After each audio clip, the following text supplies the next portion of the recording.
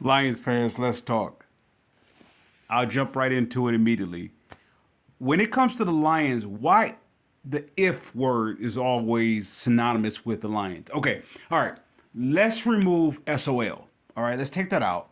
Yet when it comes to the draft, it's always the if. It doesn't matter who is the general manager, it's always the if. If the player does this, if the player does. So, in other words, what he's shown on game tape, on game film in college, that is not enough.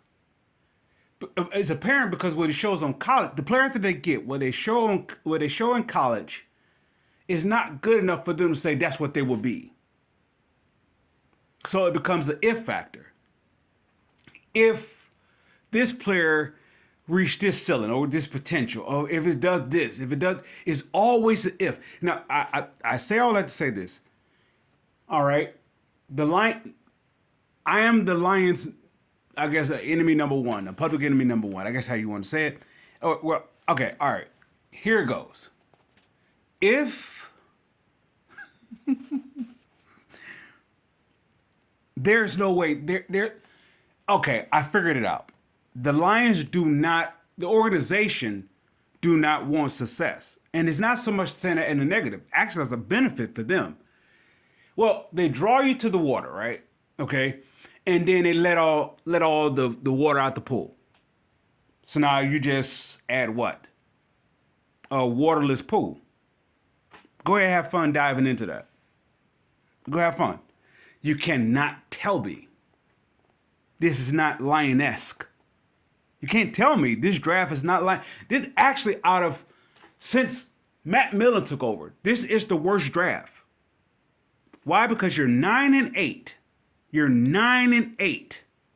You're not 2-6. I mean, forgive me, 14, or you're not last in the league. You're 9-8, and you do moves such as like okay.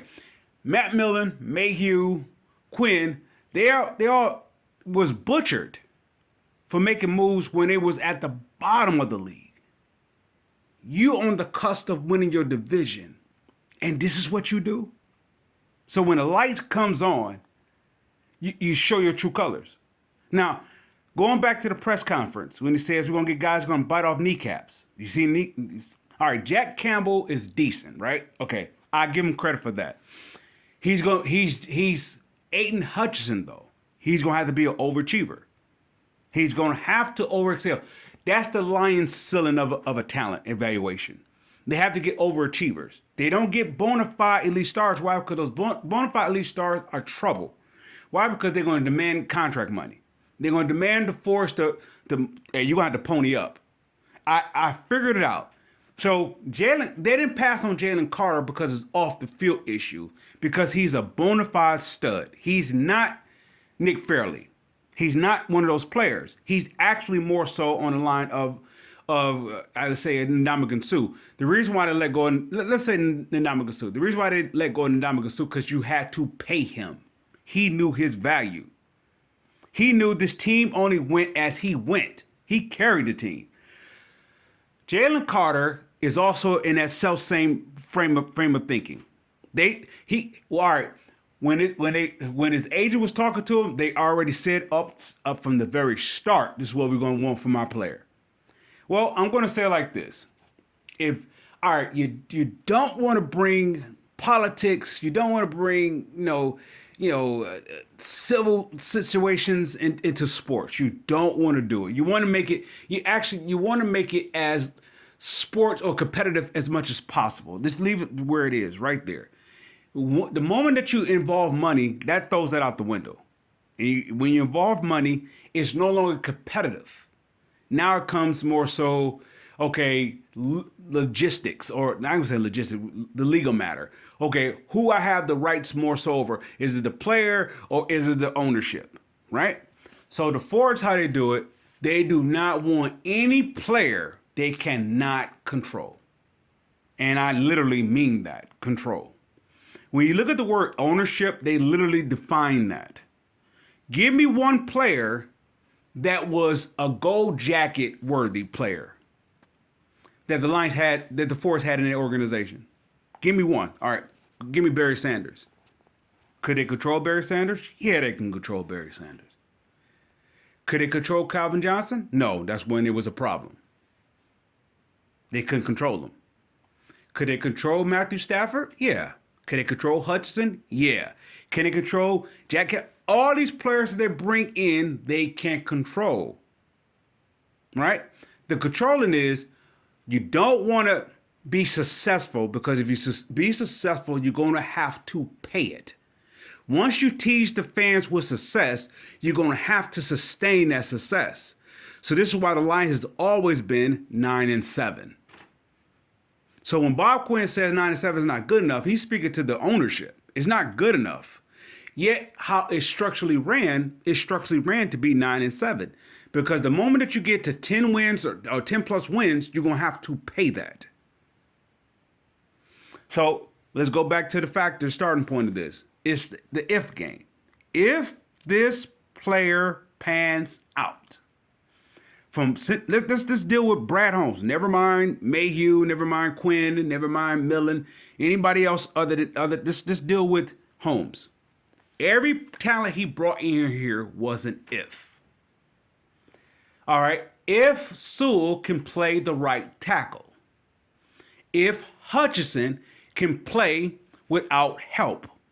Is always an if. If Jameis Williamson can recover from his injury, if Pascal can come from his injury, if the two, is always an if. Every player that Brad Holmes have selected, it's an if factor.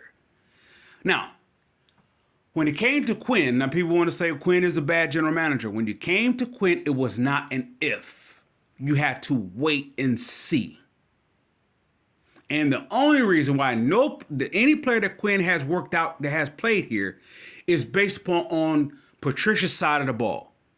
All the offensive players worked out. Have you noticed that?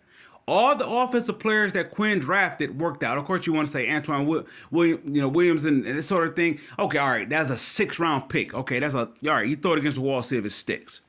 Everything else that he picked, it worked out. Now people say, what about those other receivers that he brought here? Those are later rounds too. If they hit, they hit. But you have your mainstays. You have your Kenny Galladay's, and you had your whatever that he picked from. And even so, the reason why they got cut, even the running back that they brought in here, who cut him? Patricia, right? Patricia did. What I'm saying, all the players, offensive players up under Quinn worked out. The offensive line, they worked out. The offense, the skill position, the receivers, the running backs, they worked out. Somebody said Kerryon Johnson, he worked out his first year. He just tanked. Why they tanked? Because of Patricia. All right, but I want to say it like this. Patricia was very immature. He was undeveloped.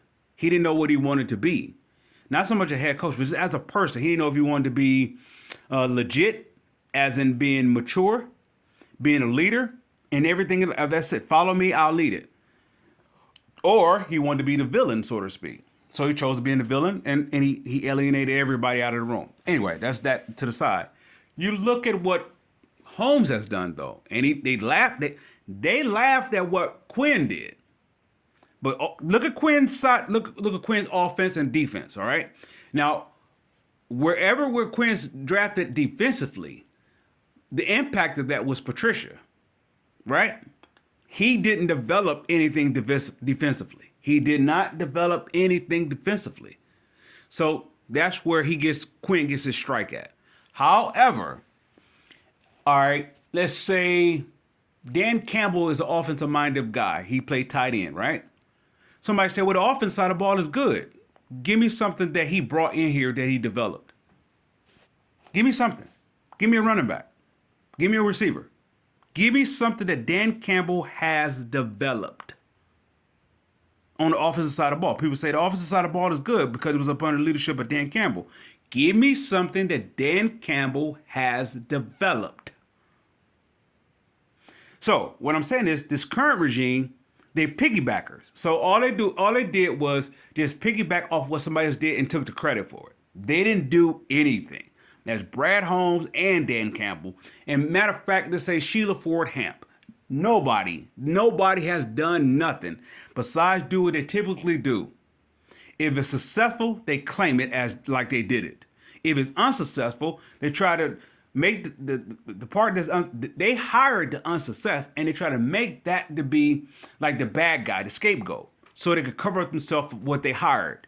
They hired Patricia, Quinn and Patricia. They don't ever say that. They don't say that we made the mistake of hiring this. No, they say, well, there was a bad fit for the city, bad fit for the fans and so forth. We had to get rid of it. But you brought it in here. Now, fast forward to now, after all that griping to the side. Lions fans, how can you win a division with what you just picked up? This offseason, you're 9-8. So there is absolutely no excuse to win the division. You're 9-8. The North got worse as of so far. But like I said, it's like all the North teams waited for the Lions to do what they do, and then they just make one move or two moves, and they automatically better than the Lions. This is in the North. Watch every team leap over the Lions. The Lions supposed to have the division as a no-brainer.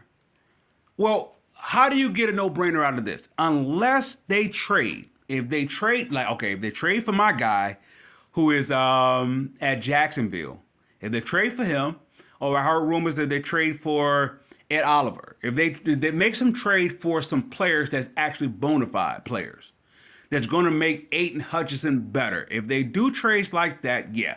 If they keep bringing in these Scotch tape players, like they brought in this, they brought in cast-offs. They brought in the guys that the players that came from those teams, they didn't want them anymore.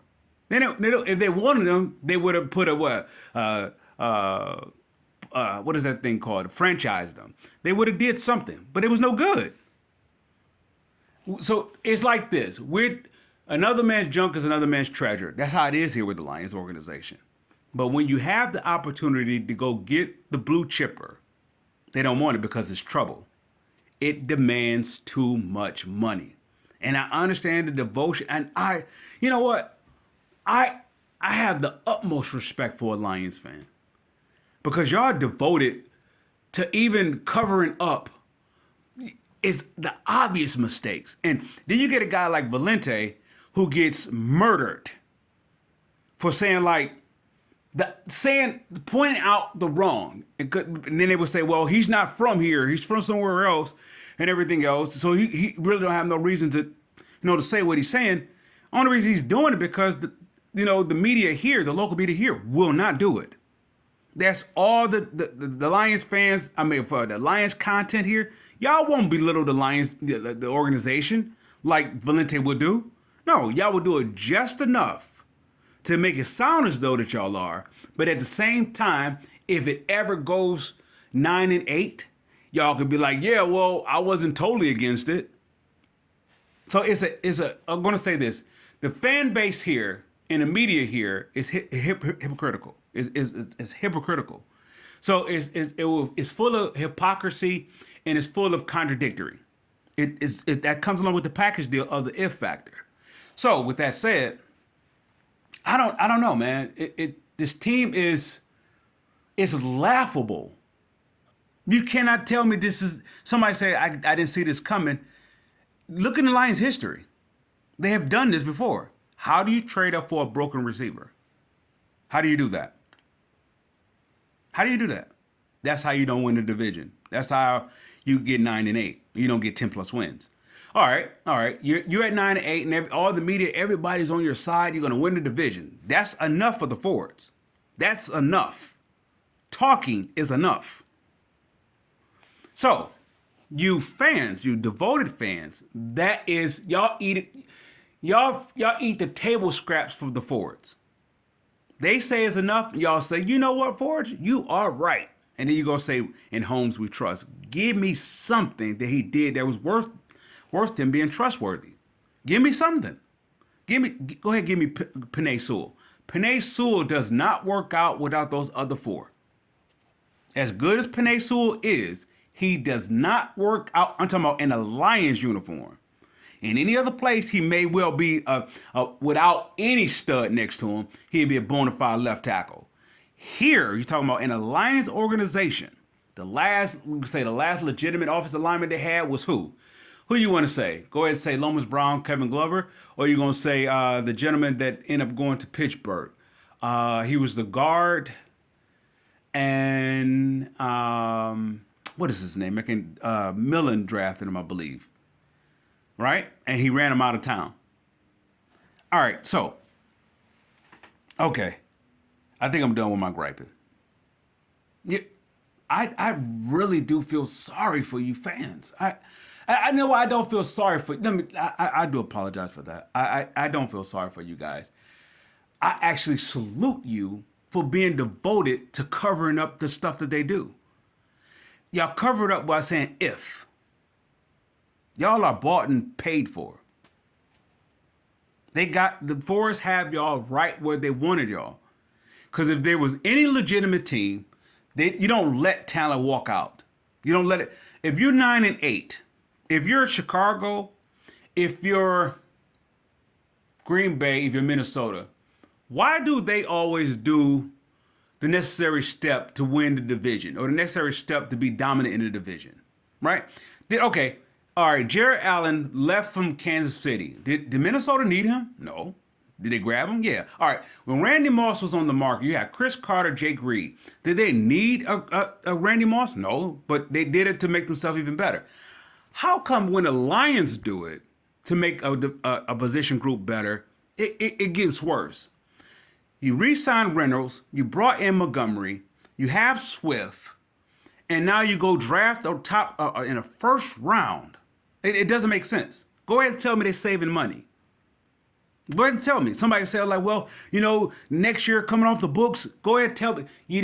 All right, you got the 5-year with the rookie deal. All right, go ahead and tell me that with Gibbs. Tell me that, please. Tell me that. And go ahead and justify it and say like, well, the offense is going to be elite, but your defense has never been elite. Go ahead and tell me even with Sue, it was not elite. It was good. It was not elite. If it was elite, it would sustain it. It would have been able to sustain even when Sue wasn't there. All right, I griped long enough. That's 17 plus. You guys, Lions fans, I salute.